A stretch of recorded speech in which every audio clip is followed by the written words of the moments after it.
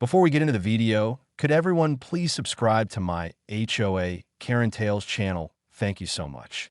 When I first moved into the neighborhood, I expected the usual growing pains of adjusting to a new place, getting to know the neighbors, learning the unwritten rules of the community, and figuring out which day trash pickup happened. What I didn't expect was a self-appointed dictator named Karen, who seemed to think she had the final say over everyone's lives. From the moment I moved in, it was clear she had a personal vendetta against me, though I had no idea why. Maybe she didn't like new homeowners who didn't bow to her self-imposed authority. Maybe she had too much time on her hands, or maybe, just maybe, she had been waiting for someone to challenge her reign for years, and I had unknowingly become that person. It started small, passive-aggressive notes about my lawn not being trimmed to neighborhood standards, complaints about my trash bins being 1 inch too far from the curb, and even a ridiculous warning about my porch light being too bright at night. Every week, there seemed to be a new complaint, a new warning, a new infraction that I was supposedly guilty of.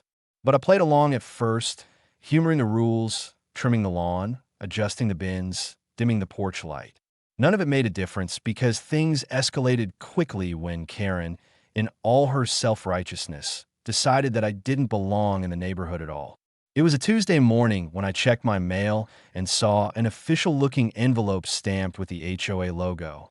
I opened it, expecting yet another petty fine or some absurd rule update. Instead, I found something even more ridiculous, an eviction notice. I blinked, then I blinked again. I own my house. There was no possible way the HOA had the authority to evict me. Yet here it was, printed in Karen's usual condescending tone. Dear homeowner, after careful review, the HOA has determined that your property does not align with the established guidelines and aesthetic values of our community. Due to multiple infractions and ongoing disputes, we have initiated the process to have you removed from the premises. You have 30 days to vacate the property or face legal action. I let out a short laugh. Legal action? The HOA didn't have the power to evict me from a property I owned outright. But that's when the final line of the letter caught my eye. Failure to comply may result in foreclosure proceedings. I froze. Foreclosure? That wasn't just an empty threat.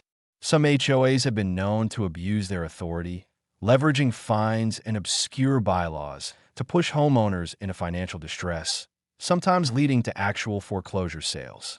They couldn't just remove someone from their own home, but they could, in theory, find ways to financially pressure them into leaving.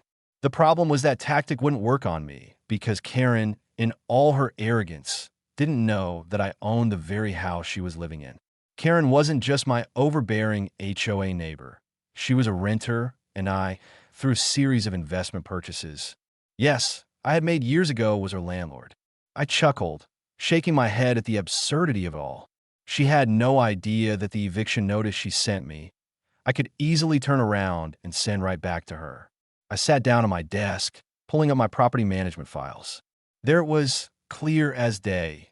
Karen's lease agreement, signed and dated with my name right at the top.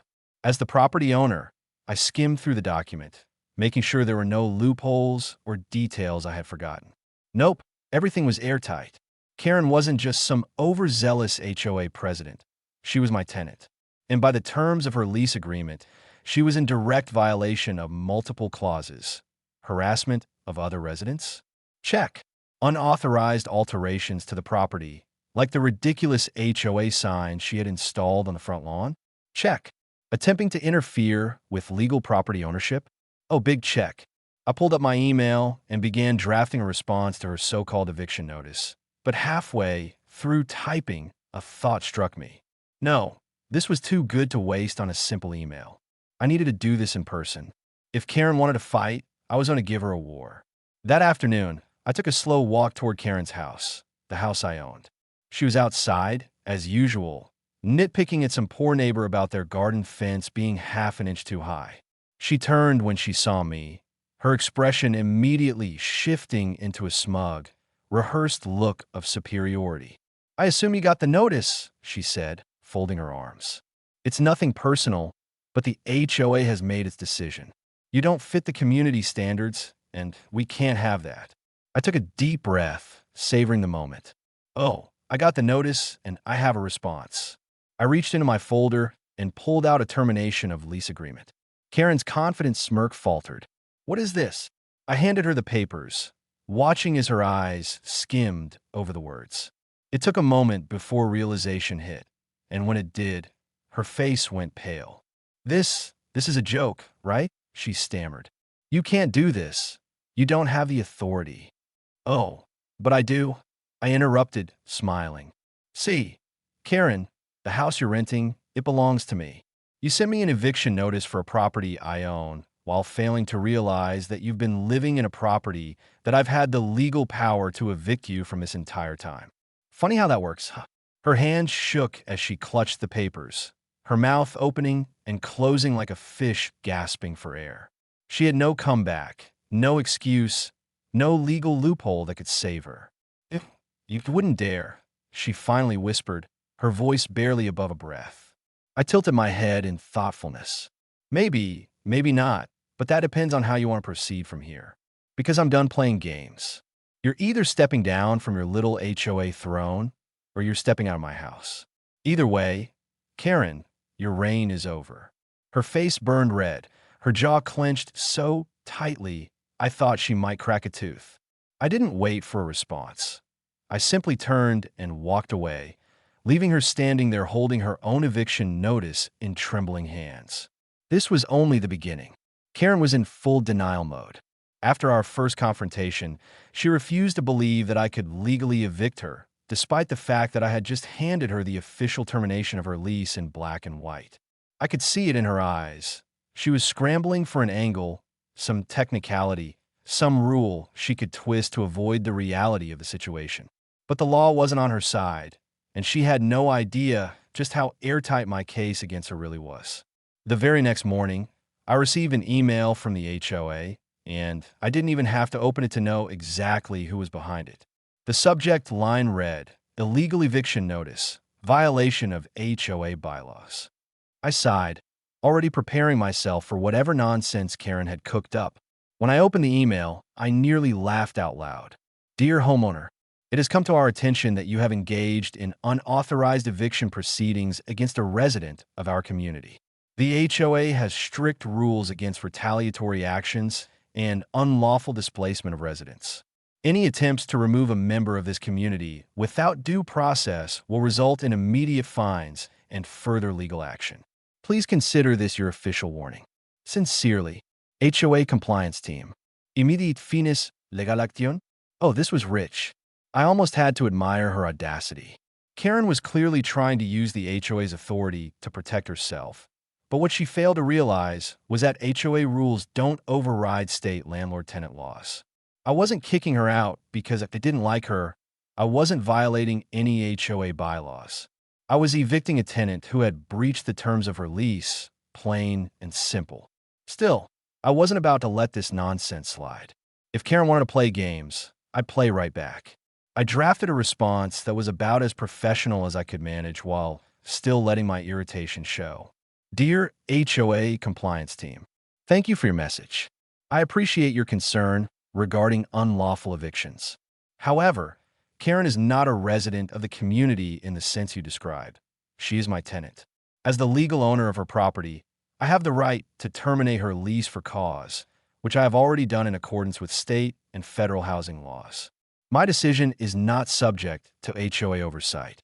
Furthermore, any attempts by the HOA to interfere with lawful landlord-tenant matters could be considered harassment, for which I am prepared to take legal action if necessary. Best regards, your favorite landlord.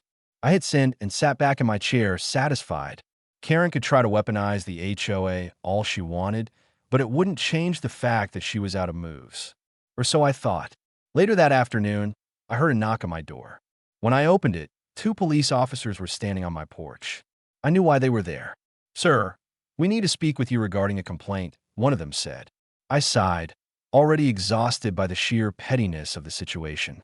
"Let me guess," I said. "Karen called you?" The officers exchanged a glance. "She did. She claims you're attempting an unlawful eviction and that you're using intimidation tactics. We just need to ask a few questions." I nodded, stepping aside to let them in. Come on in, officers. I have plenty to show you. I pulled up every document. Karen's lease agreement, the termination notice, the multiple violations of the lease terms. I even showed them the email from the HOA and my response. The officers read through everything carefully before one of them sighed and looked at his partner. "This is completely legal," he muttered. "She's not being evicted unlawfully." The other officer nodded before turning back to me. "Sorry about this, sir. This happens more often than you'd think. Some people don't understand that HOA rules don't override property ownership." I allowed a dry laugh. "Yeah, I'm getting that impression." They left soon after, but before they did, one of them made sure to knock on Karen's door. I didn't hear the full conversation, but I did catch the tail end of it as one officer firmly told her, "Ma'am, this is a civil issue, not a police matter. Don't call us again unless there's a real emergency." That was the first crack in Karen's armor, but it wouldn't be the last. The next thing I did was file a formal legal notice with the court to move forward with her eviction. And once that paperwork was in motion, there was no stopping it.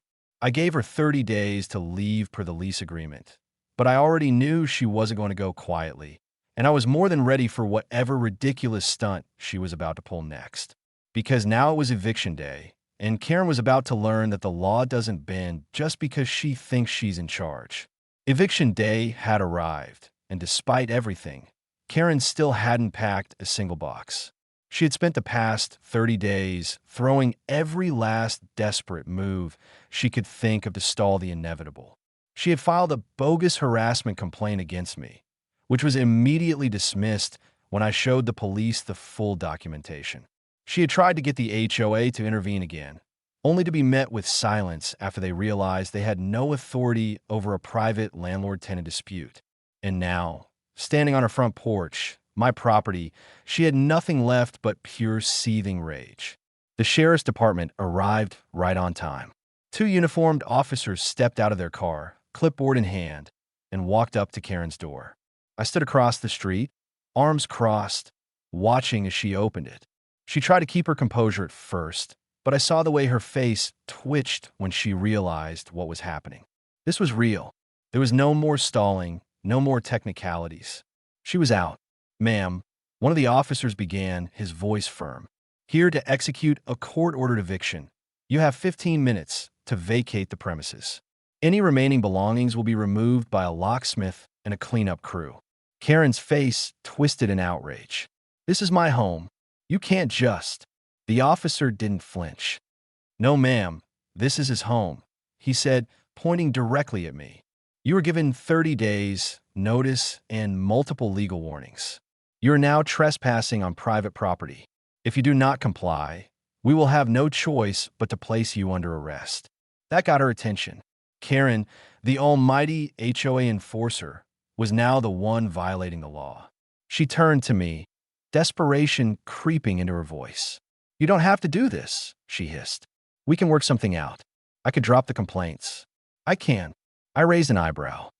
"Oh, now you want to negotiate after trying to have me kicked out of my own home? After dragging me through bogus fines, police calls, and HOA nonsense?" I shook my head. "No. Karen, you made your bed. Time to lie in it." Her expression crumbled into pure disbelief. For the first time, she realized she had lost.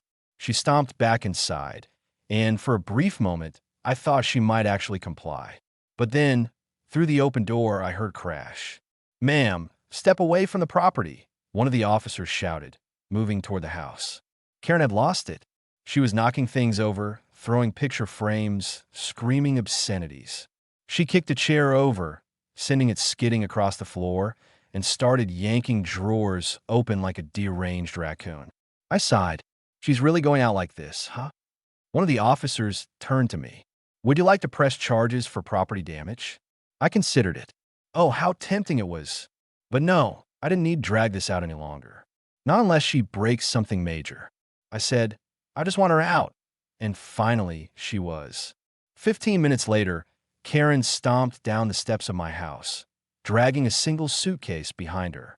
She glared at me, her face red with humiliation.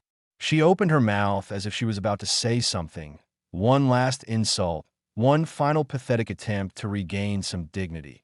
But nothing came because there was nothing left to say.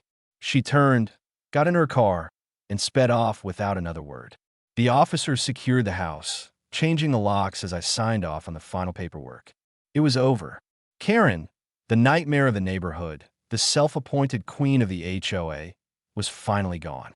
I stood on my front porch, taking in the peaceful silence. No more bogus fines, no more threats, no more battles over community standards. And just to drive the final nail in the coffin, the very next day, I received an email from the HOA.